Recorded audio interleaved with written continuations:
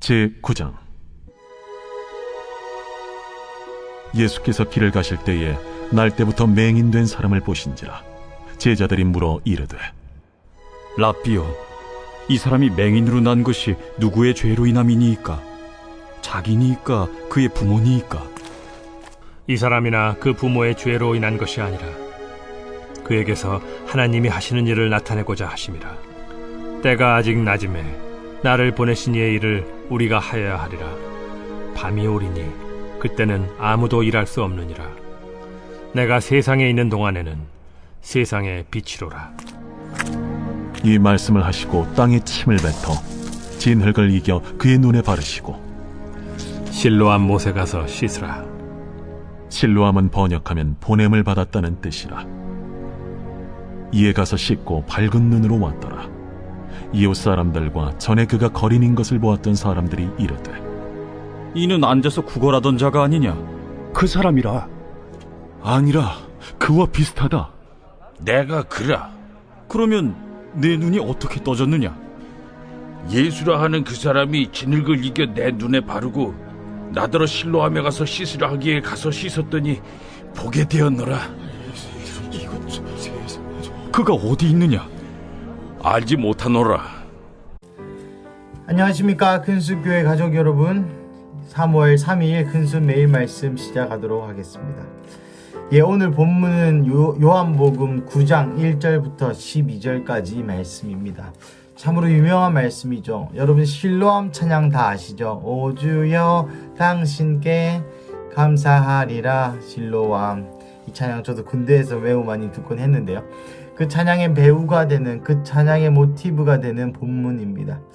본문의 내용은 그렇게 어렵지 않습니다. 예수님께서 날 때부터 맹인인 자에게 다가가셔서 그 자를 침을 뱉어서 진흙에 이겨서 눈에 바르시고, 그다음에 실로암으로 가서 깨끗이 씻으라 말씀하신 후 그 맹인이 그대로 행하였을 때에 맹인의 눈이 낫게 되고, 그리고 나아가 이 맹인이 다른 사람에게 간증하는, 또 예수라 하는 사람이 나로 하여금 실로암에 가서 씻으라 하기에 내가 씻었더니 보게 되었노라 라고 사람들에게 간증하는, 또 그리고 많은 사람들이 그 예수님을 찾으려고 하였지만 예수님이 어디 갔는지 몰랐다 라는 짧은 성경 내용입니다.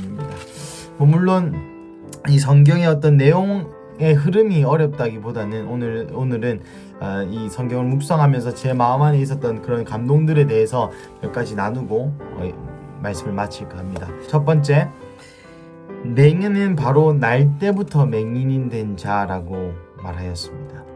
이 맹인에 대한 많은 해석이 있습니다. 여러분, 날 때부터 맹인인 자에 대해서 한번 생각해 보십시오.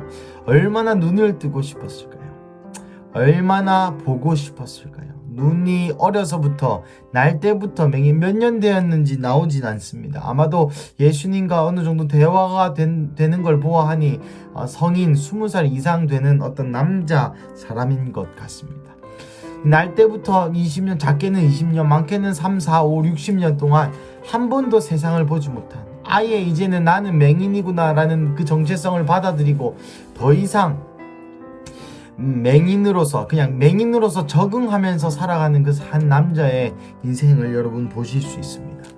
그리고 나아가서 제자들이 예수님께 물어보죠. 이 사람의 맹인됨은 이 사람의 죄 때문입니까? 아니면 부모 때문입니까? 여러분, 첫 번째로 제가 묵상하면서 들었던 생각은 바로 이 대목입니다. 우리에게 안 좋은 일이 있을 때, 우리에게 좋지 않은 일이 있을 때 우리는 생각하곤 합니다. 주님, 내가 무엇을 잘못했습니까? 내 주변에 어떤 사람이 어떤 잘못을 저질렀습니까? 하나님, 나에게 죄가 많아서 주님 나에게 이런 벌을 주십니까? 라고 생각하기 십상이죠. 이러한 태도는 매우 좋은 태도입니다. 우리로 하여금 더 겸손하게 하고 우리로 하여금 더욱더 거룩한 성결의 습관을 갖게 합니다. 하지만 나아가 오늘 여러분들에게 제가 드리고 싶은 말씀은, 예수님의 대답은 바로 그렇지 않은 것이었다는 것입니다. 예수님께서 3절에 이렇게 대답하시죠. 이 사람이나 그의 부모의 죄로 인한 것이 아니라 그에게서 하나님이 하시는 일을 나타내고자 함이라.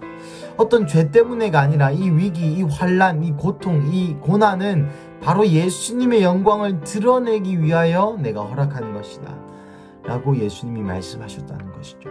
사랑하는 가족 여러분, 이러한 발상의 전환, 이러한 시각의 전환이 있어야 될 줄로 믿습니다.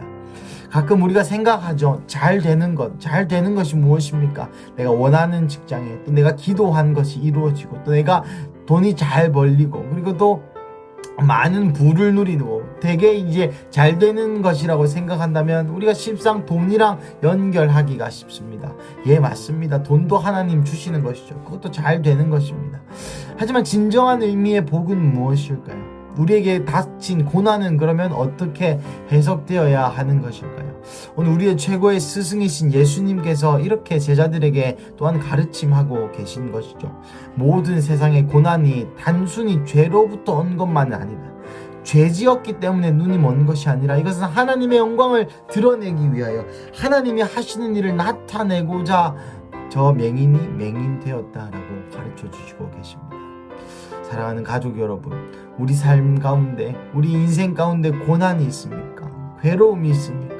바로 그것은 하나님 되심을 드러내기 위하여 우리의 인생에 허락하신 것일 줄로 믿습니다.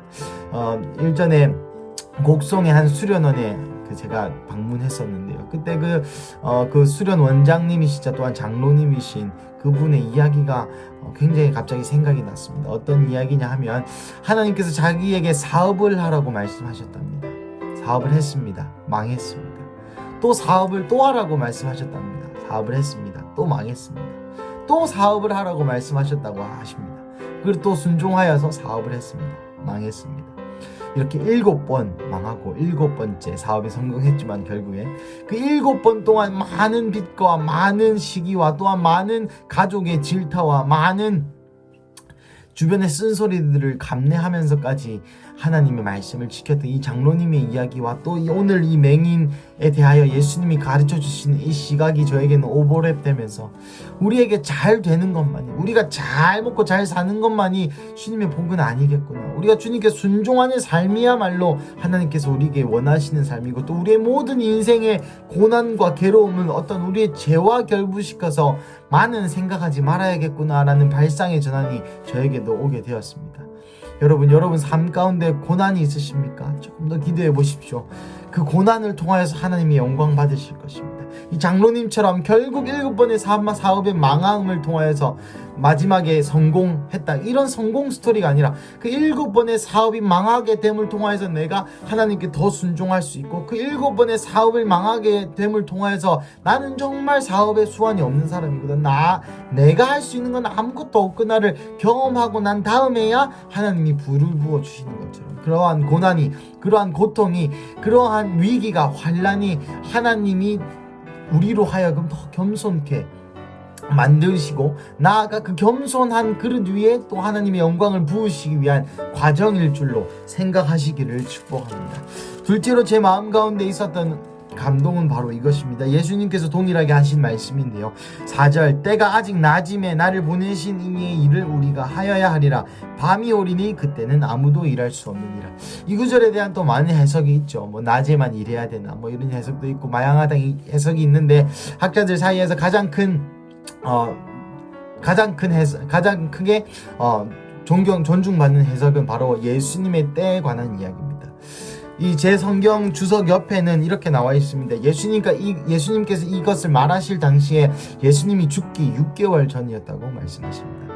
내 때가, 주님이 이 세상에서 사람들을 치유해 줄 수 있는 시간이 6개월밖에 남지 않았다는 것이죠. 또한 예수님께서 비슷한 말을 이 제자들을 비난하는 유대인과 바리새인들에게 이렇게 얘기합니다. 유대인과 바리새인이 와서 왜 당신들의 제자는 금식도 안 하고 애곡도 하지 않고 그런 것을 하지 않나요? 라고 물었을 때 예수님께서 이렇게 대답하시죠.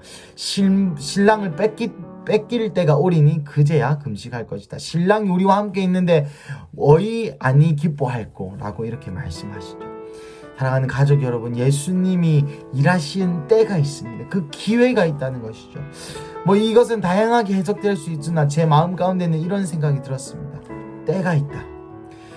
이 때가 있다는 말은 굉장히 다양하게 해석될 수 있습니다. 여러분, 때를 놓치셨습니까? 그럼 그 다음 때를 기다려야 합니다. 어쩔 수 없습니다. 놓치고 나서 손 흔드는 것은 성경에서도 쳐주지 않습니다. 하지만 여러분 때 안에 계십니까? 그 기회를 잡으시기를 또한 축복합니다. 예수님께서 여러분에게 허락하신 때인지 아니면 허락하지 않으시는 때인지 우리는 잘 분별하여서 반응하여야 한다는 것이죠. 우리의 인생에 주님께서 우리의 인생에 지금 낮을 허락하시는지 아니면 밤을 허락하시든지, 낮을 허락하셨으면 우리가 기도와 말씀으로, 여전히 기도와 말씀으로 주님께 이 낮 동안 우리에게 기적을 베푸시기를 갈망하고 간구하고 기도해야 하겠으나, 주님께서 우리에게 밤을 허락하셨다면 마치 이 열처녀 비유처럼 이 밤의 등불, 밤의 이 기름을 꺼트리지 않기 위하여서 날마다 기름으로 준비하고 날마다 준비된 사람이 되어야 한다는 것이죠. 주님께서 우리에게 낮을 주시던 밤을 주시던 어느 때일지 우리는 알지 못하니 우리가 주님을 위해서 끝까지 지속적으로 계속하여서 낮과 밤이 언제 때인지 상관없이 우리는 기다려야 한다는 것입니다. 바로 오늘 예수님께서 그때는 아무 일도 할 수 없으리라. 물론 예수님의 죽음을 예비하시면서 지금 내가 살아있을 때 내가 세상의 빛으로고, 낮이 무엇입니까? 빛이 있는 시간을 낮이라 우리는 칭하죠. 그런 것처럼 우리 삶 가운데 주님이 지금 역사하시는 빛의 시간인지 아니면 주님이 침묵하시는 어둠의 시간인지 아니면 우리가 더 견뎌야 하는 그런 때인지 잘 분별하셔야 한다는 것입니다. 사랑하는 가족 여러분, 오늘 말씀을 맺겠습니다. 오늘 말씀을 맺으면서 첫 번째 요약하자면, 첫 번째 발상의 전환, 우리의 모든 환난과 고난이 죄 때문에 생긴 것은 아니다. 나아가 우리의 환난과 고난을 통하여서 하나님의 하나님 되심을 드러낼 수 있고, 또한 하나님이 하시고자 하는 일을 행하실 수 있다는 것. 두 번째, 우리의 때가 낮과 밤인지 분별하자라고 말씀드렸습니다. 단지 이것이 죄의 입에서 나오는 말씀이 아니라 오늘은 특별히 예수님께서 직접적으로 하신 말씀이기에 제 마음에 더욱더 큰 울림이 있었습니다. 사랑하는 가족 여러분, 우리가 가족된 공동체에서 낮이든지 밤이든지 항상 기다렸던 신부처럼 주님을 위하여 다시 오실 신랑을 위하여 예비하고, 나아가 우리 삶에 있는 모든 어려움들을 하나님의 선하심의 원리에 맞추어 해석할 수 있는 우리 가족 여러분 되시기를 주님의 이름으로 축복합니다. 함께 기도하시겠습니다. 사랑하는 하나님, 오늘 예수님의 말씀을 듣습니다. 예수님께서 우리에게 하신 말씀은 바로 우리의 모든 환난과 고난이 우리의 죄 때문만은 아니라고 말씀하셨습니다. 나아가 우리의 환난과 고난을 통하여 하나님이 하고자 하시는 일을 하실 수 있다고 말씀하셨습니다. 주님, 이 시간 우리에게 겸손한 마음을 허락하여 주시고, 주님, 나의 고통과 나의 고난과 나의 환난을 통하여 주님이 하실 일이 있다면 기꺼이 나의 삶을 올려드리겠습니다. 예, 주님, 나의 고통을 통하여 하나님의 나라를 세우시옵소서. 나의 환난을 통하여 하나님의 나라를 세워주시옵소서. 주님, 제 삶을 기꺼이 주님께 드리겠나이다. 주님, 나아가 주님 낮과 밤에 대한 말씀을 하셨습니다. 주님, 언제 주님 다시 오실런지 우리는 알지 못하나, 또 우리의 삶의 때가 지금 낮의 때인지 밤의 때인지 우리는 알지 못하나, 주님, 우리가 해야 될 것은 항상 깨어있어 항상 기도하고 항상 기뻐하고 쉬지 말고 기도하라는 주님의 음성을 듣습니다. 하나님, 낮이든지 밤이든지 때를 따라 얻는 그 과실을 따라 열매를 맺으라 하셨는데, 주님, 우리가 그 때를 쫓아 기도하게 하시옵시고, 그 때를 따라 주님의 음성에 순종하게 하시옵시고, 나아가 주님 항상 거룩한 신부로 기름을 준비하는 그런 우리 큰수교회 가족 되게 하여 주시옵소서. 주님, 사랑합니다. 주님, 너무나도 감사합니다. 주님이 수요일 아침 가운데 우리를 다시 영으로 새롭게 살려주시옵소서. 주님, 감사합니다. 이 모든 말씀 살아계신 예수님의 이름으로 기도드렸습니다. 아멘.